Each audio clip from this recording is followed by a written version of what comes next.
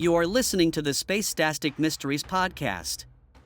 We are continuing Anna Gale Lyne's fourth novel in the Jaguar and Peacock series, Smoke and Mirrors. A deadly sniper stalks the stars.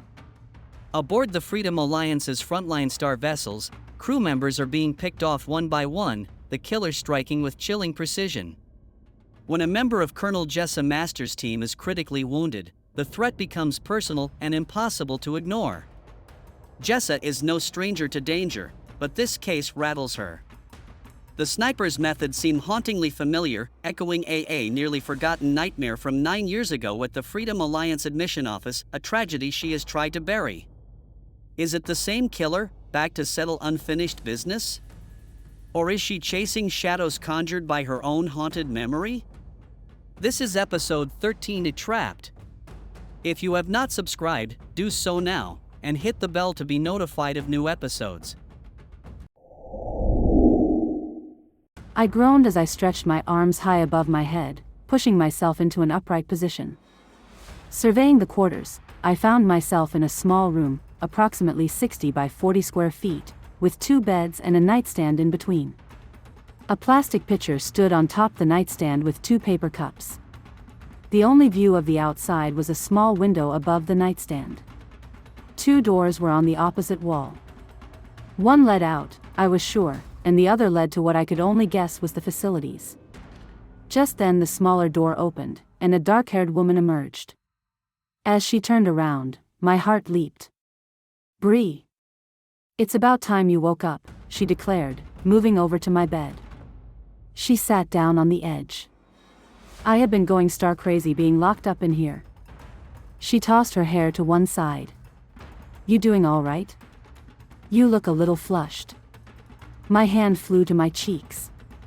"I'm fine," I told her, running my fingers through my hair. I swallowed the lump in my throat. "How long have we been in here?" "You were brought in sometime yesterday afternoon." "I've only been here a little longer than you, maybe," she replied, twisting her mouth. "An hour or so." "The hour that Graham was showing me that footage of Nate and that Erica woman," I remarked, wrinkled my nose and shook my head. I jumped out of bed and went about making it, forcing Bree to stand. "Graham should have been looking for you, Bree." I bent over and patted my pant leg. As I suspected, my weapon was gone. I glanced down at my arms. My comm LED and Diane monitor gone. I reached around my neck for my locket. Gone. I looked down at my hand. My wedding ring vanished too. Nate and that girl? Oh yeah, that blonde with the southern accent. Preston showed me that footage. She studied my face for a moment and whispered, "I told him you wouldn't believe it. It's a fake, Bree." "I know it is." I rubbed my stomach, glancing down at it. Jag's probably worried sick. He is, peak. He's so worried that he joined forces with Colin, and Preston, Bree answered, walked over to the center of the room, pulling the overseer out of her pocket.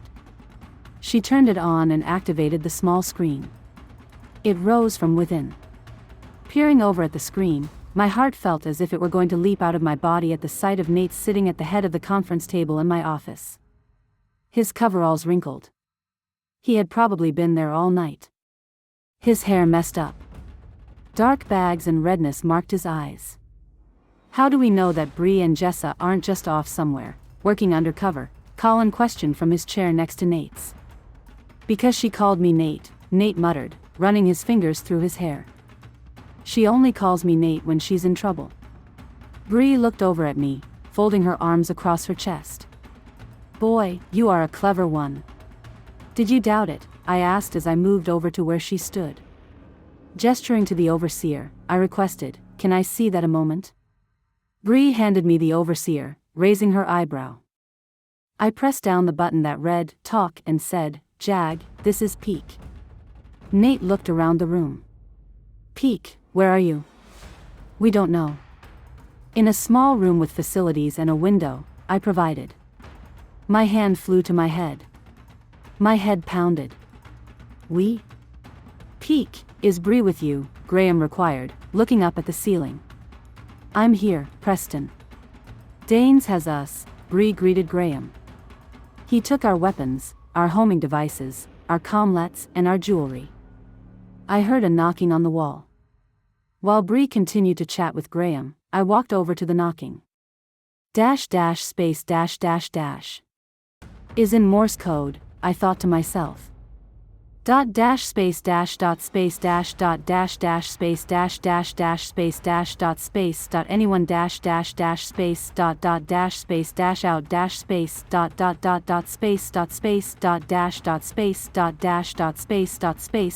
--space --space there. Bree, someone's in the next room. They just sent us a message in Morse code. I knocked on the wall. I tapped out yes.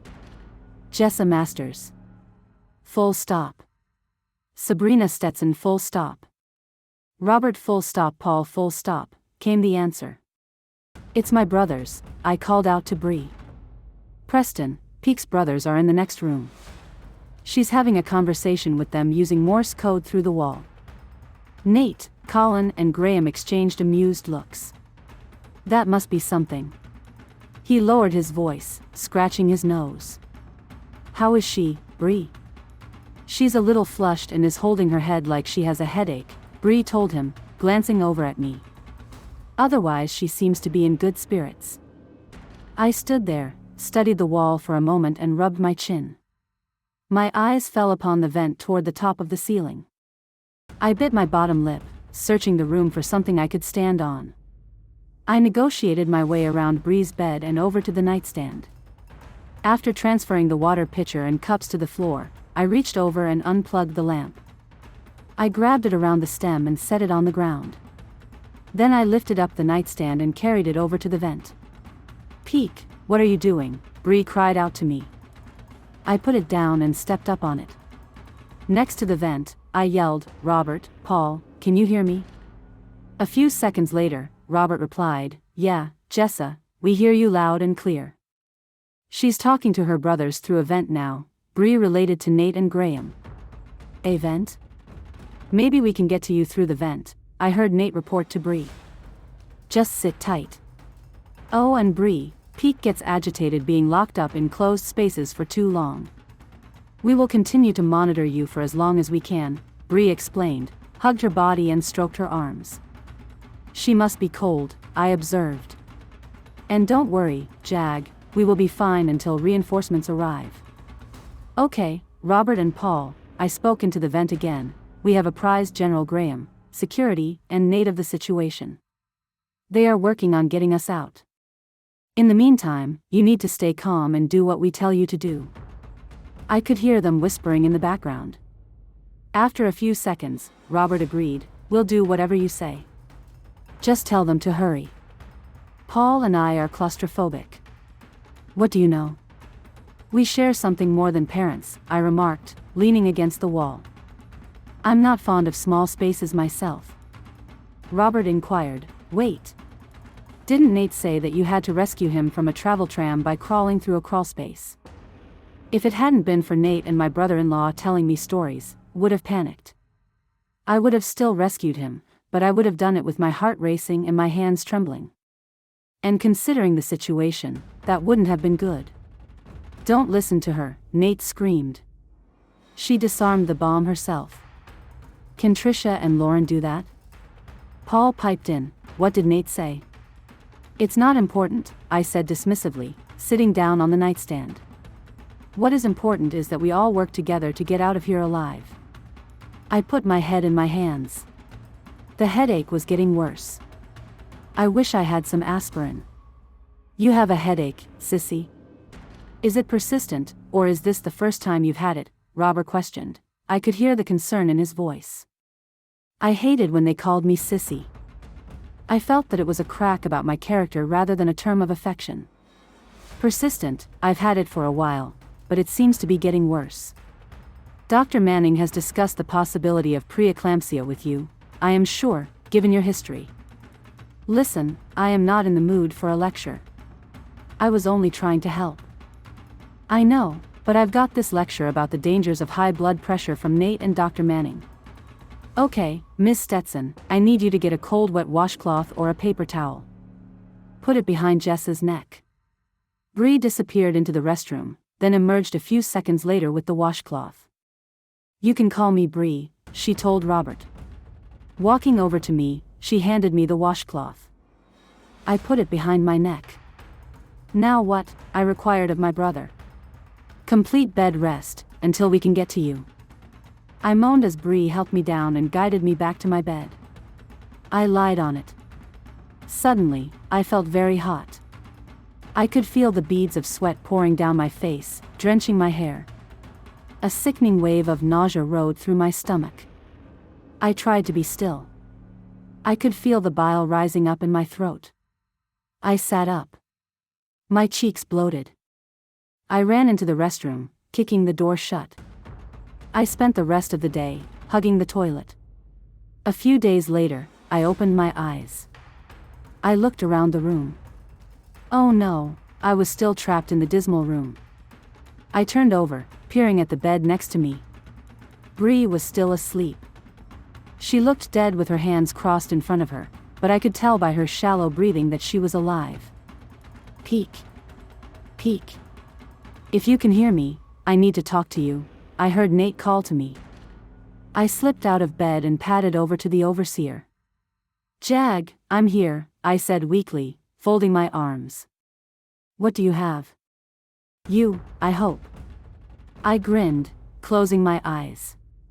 "Of course, you've got me." "I miss you so much," he voiced. He appeared to be sitting in our bedroom.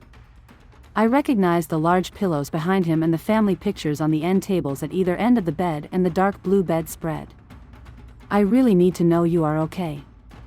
I miss you, holding you, kissing you, touching you, waking up next to you. My headache's gone, and I am feeling much better." "I think it might have been a bug or something," I told him, sitting on the floor. I folded my arms, hugging my shoulders. "The kids okay?" "They are worried about you. Especially Remy. They are at school right now, but Joey says they aren't really concentrating." I raked the room, stroking my arms. Chills ran up my spine. I wish I was with them, and you, tucking them in, telling them J and P stories, helping them with homework instead of being the cause of their pain. "We are close to getting you and Bree out," Nate stated, picking up the picture of our wedding. He stared at it, pressing his hand against the glass. "We have done a DNA scan and have located where you, Bree, and your brothers are. Unfortunately, Danes has the entire area sealed off." "So you have a plan," I interpreted, reading the intensely pensive look on his face that appeared as if he were giving birth to a 20-pound bowling ball. "I had a plan to come through the vent until I realized that the crawlspace is too small, so we are looking at an alternate route." I paced the floor, putting my fingers in my mouth. "There's got to be another way out of here." I walked toward the doors, then toward Bree's bed and back again. "What about the air duct in the restroom?" Bree interjected, sitting up. "I've been trying to climb up in it. Maybe together we could." She let her voice trail off. "Did you catch that?" "Yeah, I got it. I'll check into it. You two just stay where you are." Nate hurried out of bed and rushed out the bedroom doors. I waved at Bree and announced, "Let's go." "But Jag told us to wait," Bree protested, then smiled a mischievous smile. "Oh, I see, do me a favor," she declared as she jumped off the bed. "What is it?" "Tell Preston I protested this," Bree replied, starting toward the restroom. I ran after her. "I will if you won't give me the speech about how it is too dangerous for an agent in my condition to do this," I cautioned, hot on her heel. When we arrived at the entrance to the facilities, she turned to me, grimacing. "It's a deal. It would be futile for me to argue with you anyway." As we moved into the facilities, she pointed out the duct above the toilet. Surveying the situation, I suggested, "We can climb up on the tank." I stepped up on the closed toilet and moved on the back of it. I reached up and tried to touch the door of the vent. Bree, who now stood on the seat, looked up at me. A concerned look etched on her forehead. "See what I mean?" I laughed, stretching my hand up. I glanced down at Bree. "I am definitely too short. I'll give you a push," Bree offered. I shook my head. I don't think that will work either. I am carrying twins. I bench press more than you weigh on an off day, Bree objected, leaning over and intertwining her fingers together. Even pregnant, you are so small. I put my foot on them and climbed up. I grabbed the sides of the duct and pulled myself into the space. Once I was in, I turned around, stretched out on my stomach. Leaning out the opening, I reached down and grabbed Bree's hands, pulling her up. I slid back, allowing enough room for me to turn around and for Bree to get her bearings. I crawled forward. Chip, illuminate the tracking lights in this crawlspace. I ordered the computer as I felt around the crawlspace with my hands, barely making out anything in front of me. Authorization required, came back the response.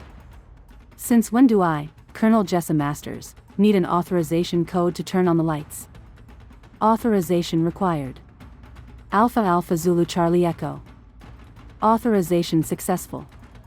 The tracking lights came on, lighting our way. I glanced back at Bree. Now that we can see where we are going, maybe we can find a way out of here. I continued to move down the floor of the crawlspace. Or we could end up nowhere, Bree remarked, following me down what appeared to be a long corridor.